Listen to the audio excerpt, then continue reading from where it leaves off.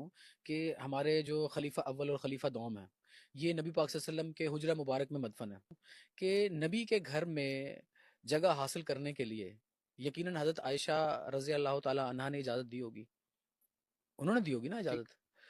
تو یہ والی اجازت ان کی اولاد میں سے کسی کو کیوں نہیں پہلی ملی؟ تو بات کی کہ وہ گھر رسول اللہ صلی اللہ علیہ وسلم نے ان کو رہنے کے لیے دیے تھے، جو ازواج مطہرات تھی، ان کو مالک بنایا کہ آپ ان گھروں کے اندر رہیں گی.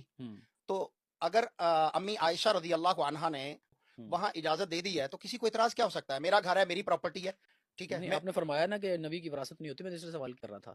وراثت دیکھیں، میرے گھر میں میرا جو گھر ہے، میری بیوی کو وہ گھر اگر مرنے کے بعد مل جائے اور اس میں میری اولاد دفن نہ ہو، میرا سسر دفن ہو، تو یہ لوگوں کا سوال کرنے کا حق بنتا ہے کہ بھائی آپ کا راؤ شاہد کا سسر اس کے گھر میں دفن ہے، اس کی اولاد اس گھر میں دفن نہیں ہے. میں نے تو ایک سوال کیا. تو یہ اللہ تبارک و تعالیٰ کی مرضی تھی. اس کو اعلیٰ حضرت احمد رضا خان بریلوی نے اپنے فتاوی افریقیہ کے اندر ایک روایت نقل کی ہے کہ نبی کریم صلی اللہ علیہ وسلم نے فرمایا کہ جہاں سے کوئی شخص پیدا ہوتا ہے جس مٹی سے، اس کی ناف میں وہ مٹی ہوتی ہے اور وہیں پر وہ دفن ہوتا ہے. تو وہ لکھتے ہیں کہ نبی کریم صلی اللہ علیہ وسلم نے فرمایا میں ابو بکر اور عمر ایک ہی مٹی سے پیدا ہوئے ہیں اور ایک ہی مٹی میں دفن ہوں گے. اللہ رب العالمین نے ان کو وہیں سے پیدا کیا تھا، وہیں دفن. تو قرآن کہتے ہیں کچھ لوگ حضور کی صحبت میں رہتے تھے، حضور کے ساتھ مل کے نمازیں پڑھتے، حضور کے ساتھ مل کے روزے رکھتے، حضور کے ساتھ مل کے حج اور عمرے کرتے، حضور کے ساتھ مل کے جنگیں کرتے. لیکن قرآن کہتا ہے کہ تھے منافق کی صحبت میں. یارو کسی پیر صاحب کی صحبت میں نہیں، کسی شیخ کی صحبت میں نہیں، کسی کے مرشد کی صحبت میں نہیں، حضور کی صحبت میں.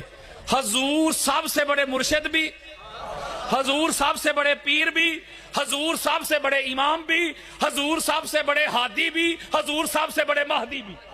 بولو بعد از خدا بزرگ تو ہی قصہ مختصر، حضور سے بڑا امام ہی کوئی نہیں. تو قرآن کہتے ہیں کچھ لوگ حضور کی صحبت میں رہتے تھے، حضور کے ساتھ مل کے نمازیں پڑھتے، حضور کے ساتھ مل کے روزے رکھتے، حضور کے ساتھ مل کے حج اور عمرے کرتے، حضور کے ساتھ مل کے جنگیں کرتے. لیکن قرآن کہتا ہے کہ تھے منافق. اوئے ہوئے وہ یارو،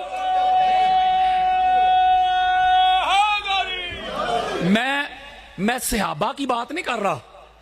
مولوی صاحب کہیں گے گستاخی ہو گئی، نہ جانے کون مار دے کافر کہہ کے شہر کا شہر ہی مسلمان بنا پھرتا ہے. میں بات صحابہ کی نہیں کر رہا، منافقین کی کر رہا ہوں.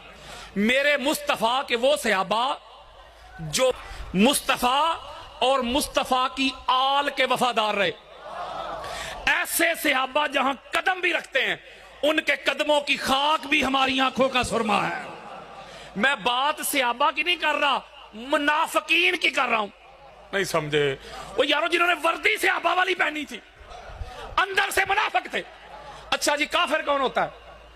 کافر کہتے ہیں، کافر کا لغوی معنی ہوتا ہے انکار کرنے والا، یعنی جو پبلکلی کھلم کھلا کہے نا میں اللہ کو نہیں مانتا، میں رسول کو نہیں مانتا، یعنی جو سر عام کہے، انکار کرے، وہ ہے کافر. بولے وہ کون ہے؟ اور جو سر عام پبلکلی ظاہر اور باطن سے، زبان سے بھی اور دل سے بھی جو اقرار کرے، تسلیم کرے، وہ ہے مومن.